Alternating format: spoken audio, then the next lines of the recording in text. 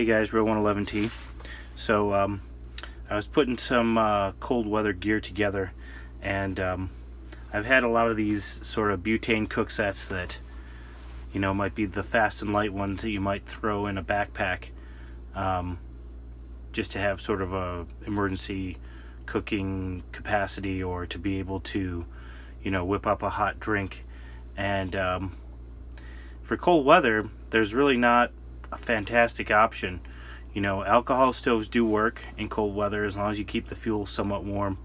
The butane stoves, they can work in most conditions except for really cold conditions, and if you let the fuel get down so that it's really cold, they could be hard to light, and they can be sluggish to burn.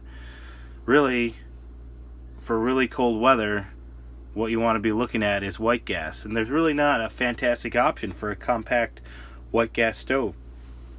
What I have here is an older cook set of mine, one that I've taken out on a bunch of backpacking trips. What we have here is the GSI hard anodized double boiler set. This set's out of production. I have a couple different versions of this set, but actually, you know what, while we hang on for a second, let me get it opened up, and I'm going to show you what's inside here, and a couple other different options. Basically, this is everything you saw there, all laid out. It's got a pretty decent sized cook pot. I'm not exactly sure what the volume is. Maybe I'll try and figure it out and put it in the notes. I find myself using this pot a lot though. Okay, but the way this is designed as a system, it's got kind of the hard anodized, or sorry, the double boiler kind of function. Haven't had any issues with the coating coming off or anything like that. And then you got your 123R, which is about as compact of a white gas stove as you're going to get. Okay, and just as it is fueled up, it's good for a few uses. And then you'd have to carry an additional fuel supply, which is the same as a butane stove, basically. And then this is a relative newcomer here. Got our GSI Outdoors large glacier bottle, which works well on there. And then this is what I really want to show you guys. You know, traditionally a 123 comes with this little quote-unquote pot with the little aluminum handle, right? So you could put that on there, and then when you're not using it, this is a cover. Okay, it protects the stove, it stops it from snagging on stuff in your gear, but it's really impractical as a cooking vessel. So, you know, finding a kit that this fits in is good, gives you a lot of good capacity. If you're looking for a minimalist kit though, this GSI cup is great. It has a decent capacity, and it works as a cover. So you got your 123R here with a travel cover. You could put the stove in this to kind of keep the pot clean, and then if you wanted a lid, I just happen to have an extra one of these Stanley lids laying around. But realistically, there's a bunch of these out on the market. I know John McCann over at Survival Resources was showing off one that I think the former canteen shop, what is it?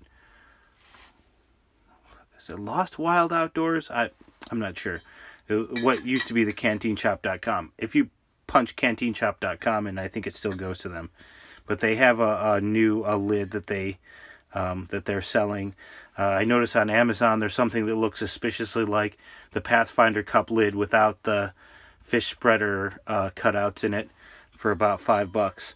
But, you know, any of those should fit perfectly well on this cup. So, and if you want to remove the plastic, that would be optional. I'm sure the plastic with this stove would work just fine. You're not going to have any problem with that melting off using it on a stove. So, yeah, that's just a different option. You could go, I mean, realistically, this could be a kit, just like this.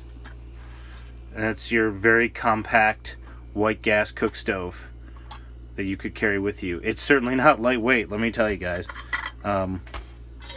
the Svea123 has never been a lightweight stove, solid brass construction, you know, but it is just one of the main reasons it's popular is there's very little to go wrong with it.